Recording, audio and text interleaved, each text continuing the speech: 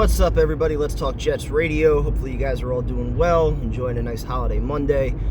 Quick video here, just talking about everything that's going on with the team over the last 4 or 5 days. A couple interviews with some offensive coordinator candidates.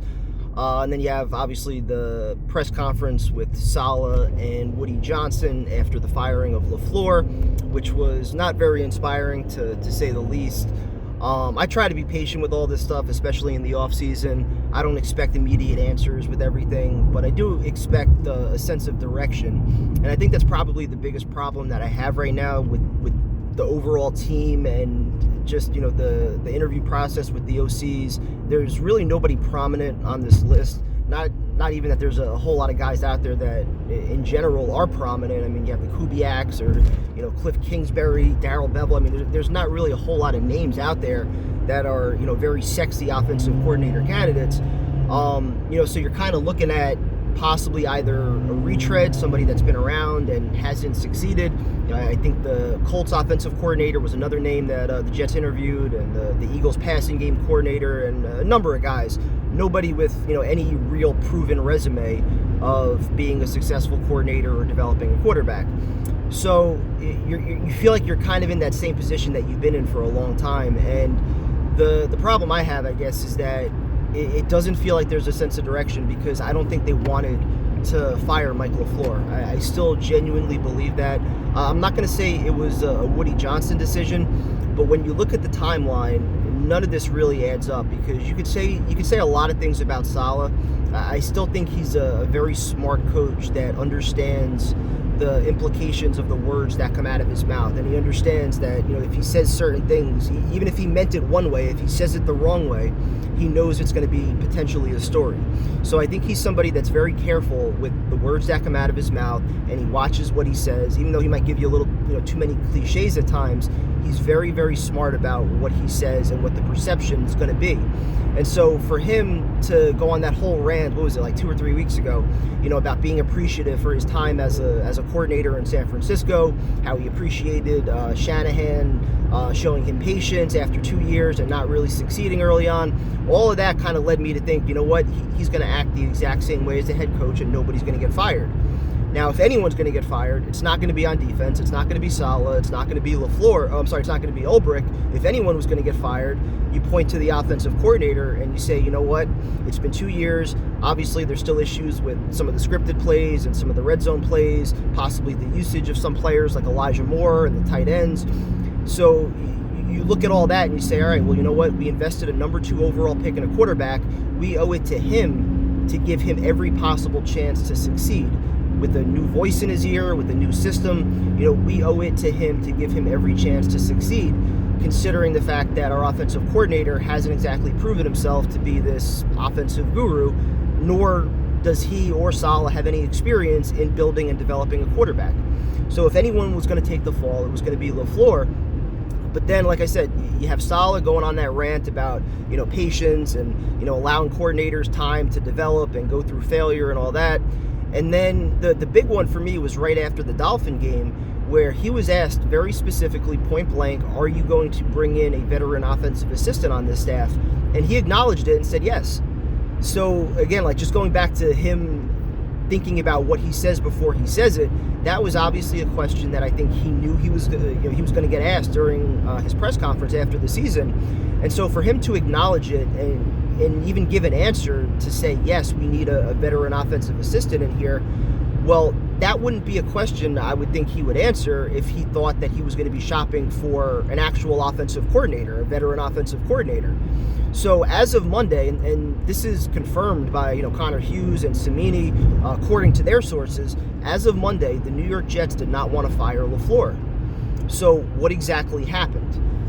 The Jets say that a bunch of teams contacted them, they had interest in LaFleur, and then I guess after Saleh and LaFleur talked it out, they mutually decided to allow LaFleur to go pursue those other opportunities, which to me makes absolutely no sense at all.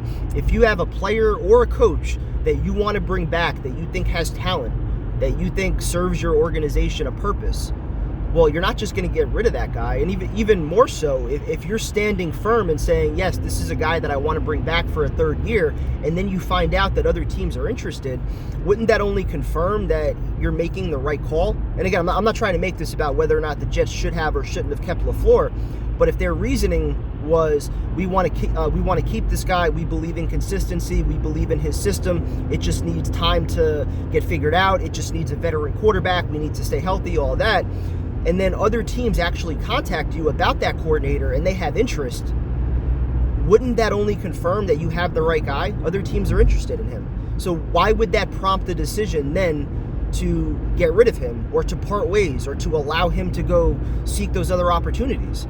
To me, that part didn't make any sense. And again, I see all the comments about Woody Johnson. Did he overstep Joe Douglas? Did he talk to Saleh and say, you know what, I got tickets to sell. I can't bring this entire staff back with Wilson and a middling quarterback. I need something prominent. I need something significant. Whether or not, we're going to land the top quarterback or not, I need to at least bring in a new coordinator. Maybe there were elements of, still trying to save Zach in there, even though I do think they're bringing in a vet. So I'm just trying to figure out, where this all goes, because, again, I truly do not think that the New York Jets wanted to fire Mike LaFleur. Could it have been a Woody Johnson decision? Absolutely. Could it have genuinely been mutual after LaFleur found out that, he had other teams that were interested? Maybe he thought to himself, why do I want to come back for a year on the hot seat? Possibly that could have happened. Could he have actually talked to Saleh and said, you know what, it's best for both of us. You don't want to come back in year 3 on the hot seat, on the hot seat with the exact same staff in place. You need to make a change. Otherwise, Johnson's just going to clean house and fire all of us. You need to make sure you're doing everything that you can to assure that, this team's put in the best position to win, to assure that your quarterback has the best chance to succeed and all that. So, possibly LaFleur could have went up to Saleh and said, you know what, a fresh start for all of us could be best. But I still genuinely do not believe that this was a decision that Saleh wanted to make. Could he have been convinced by Joe Douglas or Woody Johnson? Possibly. Could it have been mandated? Possibly as well. But to me, something just doesn't really add up here. This was a guy that I think Saleh was very loyal to. Obviously, they were good friends. They have a history together. And prior to, 4 or 5 weeks ago, before the losing streak really started, you weren't going to find too many people that wanted to fire LaFleur. Certainly there were areas that you can critique, and the play of the young quarterback, I think, is what stands out the most. And then you don't score touchdowns in your final 3 games, and it opens up that Pandora's box of possibilities. But again, just looking at the candidates right now that they're interviewing, it doesn't seem like there's anybody prominent that they really had in mind when they made this firing or this decision to mutually part ways. So if there wasn't somebody that they knew that they wanted to hire that was a favorite for the job, and all indications as of 2 weeks ago were that Saleh wanted to be loyal to his boy and bring back LaFleur, to me, it just stinks that, something else is going on here. I hope it's not Woody Johnson getting involved in, in player personnel decisions and coaching staff decisions, because ultimately that puts us right back to square one. Whether he's right or wrong, you want the guys that you entrusted with your football organization to make those football decisions.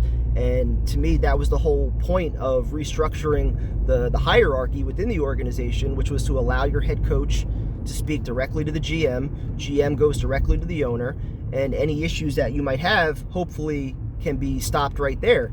And you let your GM, who's got that prominent football background, you let him handle all this stuff.